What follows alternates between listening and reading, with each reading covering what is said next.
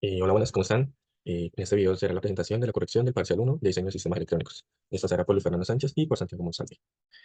Para el primer punto se pide calcular la impedancia vista por la fuente BIN y la vista desde la salida Bout. Los parámetros que nos dan son los test de transconductancia de los tres transistores, el R0 es igual para todos y nos dan la RS. Lo primero que haremos será identificar qué realimenta y qué muestrea. En este caso podemos observar que realimenta corriente y muestrea tensión. Esto se puede ver ya que en la red beta, que es el MOSFET, se mezcla corriente y la realimentación toca directamente el veado, por lo cual muestra tensión.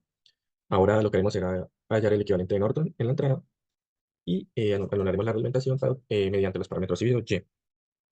Estos parámetros se calcularán eh, utilizando la red beta, por lo que R11 queda igual a R3 y este se puede ver con la resistencia vista desde el drain al transistor M3, es decir, al de la red beta. R2 es infinito, ya que es la vista desde el gate hacia el mismo transistor. Y para calcular beta se puede hallar mediante el cálculo de I1 sobre V2 anulando V1 en la red beta. Ahora se utilizará la regla para calcular el Bin. Esto es mediante la multiplicación de IN por el paralelo entre RS y R11. La ganancia del NMOS, del primer NMOS, es decir, de la etapa, es la common source, con efecto de cuerpo. Y la resistencia R es la vista desde el drain a un PMOS M2, es decir, R0. Se reemplaza Bin y se halla la ganancia del lazo abierto que nos da menos 333 K volts sobre ampere. Ya por último, calcularemos la impedancia de entrada y de salida, tanto en lazo abierto como en lazo cerrado. La impedancia de entrada en lazo abierto se calcula mediante el paralelo entre RS y R11. Y la de salida nos da el paralelo entre R0 y R0, es decir, la resistencia vista hacia el MOSFET M1 y hacia el MOSFET M2 desde VA. Y por último, hallaremos las impedancias de lazo cerrado, que son dividir estas de lazo abierto sobre 1 menos A por B. ¿Y por qué menos A por B y no más? Ya que tenemos un feedback positivo en el circuito.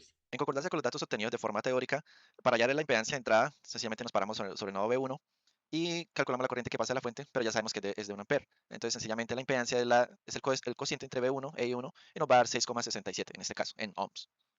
Para la impedancia de salida, hacemos algo parecido, nos paramos sobre Bout y nos paramos sobre GM1, pero aquí vamos a calcular el cociente, que sencillamente sería I de GM1. Y nos da un valor aproximado, un valor de 5K. Sin embargo, esta sería la del lazo abierto. Sencillamente podemos, teniendo la del lazo abierto, la impedancia, podemos hallar la del lazo cerrado y nos daría 5 ohms. Bueno, ahora pasaremos al punto 2, donde calcular la ganancia de transresistencia VA sobre IN, similar al circuito pasado. Lo calcularemos sobre el circuito de la figura mostrada y los parámetros que nos dan son los de transconductancia, es igual para todos los MOSFET, R0 es infinito e igual para todos los MOSFET. Tenemos RS y R5. Lo primero que haremos será calcular los parámetros híbridos Y, ya que ya sabemos que es un circuito de transconductancia. El R11 se calcula similar al del circuito pasado, pero como ahora el valor de R0 es infinito, pues es infinito. Igualmente R2 es el visto desde el gate, entonces es infinito igualmente. El beta, igualmente el circuito pasado se calcula como eh, I1 sobre V2 anulando V1 y nos da igual GMI, que es igual para todos. Ahora utilizaremos la ley de Ohm para calcular el Bin, que es simplemente Bin IN por RS. Y la ganancia de la primera etapa es la de un folded casco. Esta topología ya es conocida, por lo tanto, ya tenemos la fórmula de la ganancia y podemos ver que la resistencia RD, es decir, el drain, es la vista desde el lado a un MOSFET M3. Entonces, aquí pueden observar la vista y nos da esta fórmula, que Bx, que es la ganancia de la primera etapa, es igual a menos GMI sobre U por 1 más 1 sobre GMI por 20. Esto que nos da 20. Es decir, que tiene una ganancia de 1. La ganancia de la segunda etapa es la de un common drain. Esta se puede aproximar a 1, ya que también es una topología conocida, ya se sabe su ganancia, y nos da de igual forma menos 20, es decir, la misma entrada, pero invertida. Ya para la ganancia de la última etapa se puede ver como un common gate, y esa es la multiplicación entre GMI y RD5 por la ganancia de la anterior etapa. Ahora se reemplaza y se calcula la ganancia en lazo abierto en términos de V out sobre IN, que nos da 100 K volts sobre ampere. Para el segundo punto, nos piden calcular la ganancia de transresistencia, que sería Bout sobre IN. Entonces, al igual que en la primera simulación, ponemos el voltaje acá y sería la corriente que pasa por R2, la IIN. Entonces, sencillamente hacemos el cociente Bout y sobre IIN, que sería R2, y nos da un valor de 100K, que es muy parecido al que nos dio en el cálculo teórico.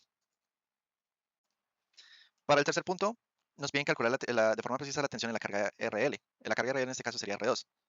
Sin embargo, nos especifican que en el ejercicio los diodos se mueven con una caída de tensión de 0,7 volts. Eso lo especificamos aquí en el modelo, entonces BJ sería igual a 0,7. ¿Eso qué nos va a hacer? Eso va a hacer que al momento de calcular la señal, en realidad la salida no va a ser muy grande. De hecho, va a ser técnicamente cero. Aquí vemos que está en el orden de los 400 nanovolts. Entonces, si nosotros graficamos la entrada, que es de solo 5 milivolts, nos vamos a dar cuenta que sencillamente la salida nos va a dar muy cercana a cero. Por lo tanto, pues la salida pues, la podemos aproximar a cero.